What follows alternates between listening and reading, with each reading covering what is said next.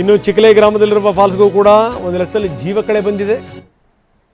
ಇದು ನೋಡಿ ಚಿಕ್ಕಲೆ ಫಾಲ್ಸ್ ಎಷ್ಟು ಸುಂದರವಾಗಿದೆ ನೋಡಿ.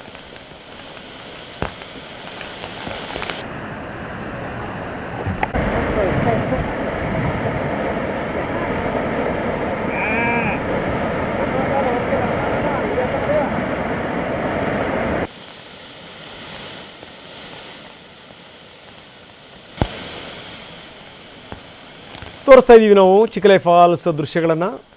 ಬ್ಯೂಟಿಫುಲ್. ಆ ನೀರು ಧುಮ್ಮಿಕ್ತಿರುವಂಥ ರೀತಿ ನೋಡಿ.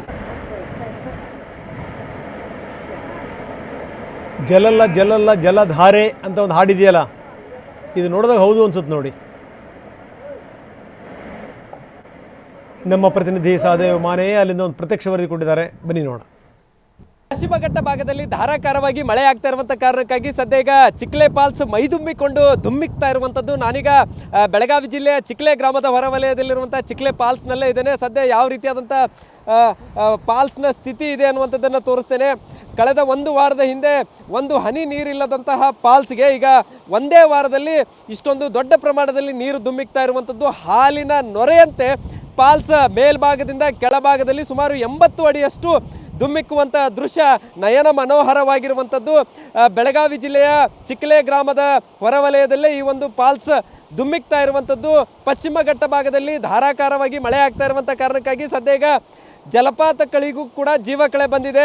ಅದರಲ್ಲೂ ಚಿಕ್ಕಲೆ ಫಾಲ್ಸ್ ನೋಡೋದಕ್ಕೆ ಎರಡು ಕಣ್ಣು ಸಾಲದು ಅಂಥದ್ದೊಂದು ರುದ್ರ ರಮಣೀಯ ದೃಶ್ಯ ಕಂಡು ಬರ್ತಾ ಇರುವಂಥದ್ದು. ನೀವೀಗ ಒಂದು ಕಡೆ ಚಿಕ್ಕಲೆ ಫಾಲ್ಸ್ನ ಧುಮ್ಮಿಕ್ಕುವಂಥ ದೃಶ್ಯ ನೋಡ್ತಾ ಇದ್ರೆ, ಮತ್ತೊಂದು ಕಡೆ ಈ ಒಂದು ಮಂಜಿನ ಆಟವನ್ನು ಕೂಡ ನೀವೀಗ ಕಣ್ಣಿಗೆ ತುಂಬಿಕೊಳ್ಬೋದು. ಸದ್ಯ ಈಗ ನೀವೀಗ ಏನು ದೃಶ್ಯಾವಳಿಗಳನ್ನು ನೋಡ್ತಾ ಇದ್ರಿ, ಇದು ಪಶ್ಚಿಮ ಘಟ್ಟ ಭಾಗದಲ್ಲಿರುವಂತಹ ದಟ್ಟ ಅರಣ್ಯ ಪ್ರದೇಶ. ಈ ಒಂದು ಅರಣ್ಯ ಪ್ರದೇಶದಲ್ಲಿ ಒಂದು ಕಡೆ ಮಂಜು, ಮತ್ತೊಂದು ಕಡೆ ಈ ಒಂದು ಚಿಕ್ಕಲೆ ಫಾಲ್ಸ್ನ ಧುಮ್ಮಿಕ್ಕುವಂಥ ದೃಶ್ಯ ಎರಡೂ ಕೂಡ ಕಣ್ಣಿಗೆ ಹಬ್ಬವನ್ನು ಉಂಟು ಮಾಡ್ತಾ ಇರುವಂಥದ್ದು.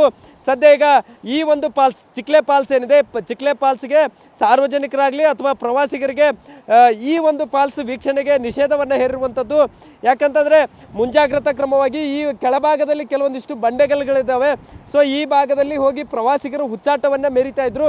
ಇದೇ ಒಂದು ಕಾರಣಕ್ಕಾಗಿ ಸದ್ಯ ಈಗ ಮುಂಜಾಗ್ರತಾ ಕ್ರಮವಾಗಿ ಅರಣ್ಯ ಇಲಾಖೆ ಕಂಪ್ಲೀಟ್ ಆಗಿ ಇಲ್ಲಿ ಪ್ರವಾಸಿಗರಿಗೆ ನಿಷೇಧ ಹೇರಿರುವಂಥದ್ದು. ಆದರೆ ಪ್ರಕೃತಿ ಸೊಬಗೇನಿದೆ ಅದು ಎಷ್ಟರ ಮಟ್ಟಿಗೆ ಅಲ್ಲಿ ನಯನ ಮನೋಹರ ಆಗಿದೆ ಅನ್ನುವಂಥದ್ದನ್ನು ನೋಡ್ಬೋದಾಗಿದೆ. ಒಂದು ಕಡೆ ಹಾಲಿನ ನೊರೆಯಂತೆ ನೀರು ಉಗ್ತಾ ಇರುವಂಥದ್ದು, ಮತ್ತೊಂದು ಕಡೆ ಮಂಜಿನ ಆಟವನ್ನು ಕೂಡ ನೀವೀಗ ಕಣ್ತುಂಬ್ಕೊಳ್ಬೋದು.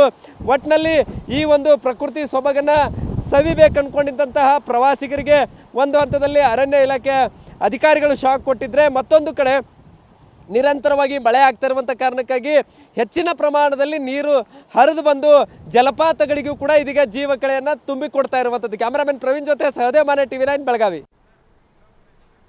ನೀನು ನಾವು ತೋರಿಸ್ತಾ ಇದ್ದೀವಿ ಪಂಚಗಂಗಾ ದೃಶ್ಯಾವಳಿಗಳು. ಪಂಚಗಂಗಾ ನದಿ ಯಾವ ರೀತಿ ತುಂಬಿ ಹರಿತಾ ಇದ್ದಾಳೆ ಆ ದೃಶ್ಯಾವಳಿಗಳನ್ನು ನಾವು ನಿಮಗೆ ತೋರಿಸ್ತಾ ಇದ್ದೀವಿ ನೋಡಿ. ಎಲ್ಲಿ ನೋಡೋದ್ರಲ್ಲಿ ನೀರು. ಮಳೆಗಾಲ ಅಂತಂದರೆ ಇದು ನೋಡಿ, ಇದು ಭಾಳ ತಡವಾಗಿರೋದು. ತಡವಾಗಿ ಈ ಚೆನ್ನಾಗಿ ಮಳೆ ಬಂದಿದೆ. ಕೆಲವೊಂದು ಈ ಜೂನ್ಗೇ ತುಂಬಬೇಕಾಗಿತ್ತು, ಆದರೆ ಜುಲೈ ಎಂಡ್ ತನಕ ಬಂತು. ಕ್ಷಮಿಸಿ, ಜುಲೈ ಮೊದಲನೇ ವಾರ ತನಕ ಬಂತು. ಇದು ಪಂಚಗಂಗಾ ದೃಶ್ಯಾವಳಿಗಳು. ಕೃಷ್ಣಾ ನದಿಯ ಒಂದು ಅತ್ಯಂತ ಪ್ರಮುಖವಾದಂಥ ಉಪನದಿ ಈ ಪಂಚಗಂಗಾ. ಪಂಚಗಂಗಾ ಅಂತಂದರೆ 5 ನದಿಗಳ ಸಂಗಮ ಅಂತ ಅರ್ಥ. ಅಂದರೆ 5 ನದಿಗಳು ಸೇರ್ತವೆ. ಈ ಕಸರಿ, ಕುಂಭಿ, ತುಳಸಿ, ಭೋಗಾವತಿ ಮತ್ತು ಸರಸ್ವತಿ. ಅದು ಅಂತರ್ಗತ ನದಿ ಅಂತಾರೆ, ಗುಪ್ತ ನದಿ ಅಂತಾರೆ, ಪ್ರಶ್ನೆ ಬೇರೆ. ಈ 5 ನದಿಗಳು ಸೇರಿರುವಂಥದ್ದೇ ಪಂಚಗಂಗಾ.